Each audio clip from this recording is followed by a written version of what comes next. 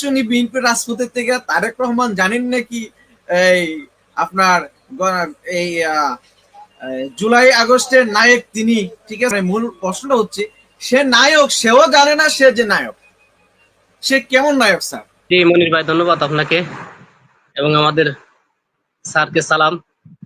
মারুফ sir, বিএনপির অজু ওনার সম্পর্কে কিছু কথা বলতে চাইছিলাম যে বিএনপির উচিত ছিল ওনাকে আগে থেকেই, বিশেষ করে 5ই আগস্টের পর থেকে উনি যে বক্তব্যগুলো দিতে ছিল, মানে একের পর এক ছাত্রদেরকে, শিবিরদেরকে, অন্যান্য ছাত্রদল অর্থাৎ 5ই আগস্ট যারা ঘটিয়েছে তাদেরকে উনি প্রত্যেকবারই বক্তব্যে বলতেছিল যে রাজাকারের বাচ্চা, এই রাজাকারের বাচ্চা। উনি একজন মুক্তিযোদ্ধা, সম্মানিত মানুষ, কিন্তু ওনার বক্তব্য শুনলে আমার মনে হয় না মুক্তিযুদ্ধ করেছে।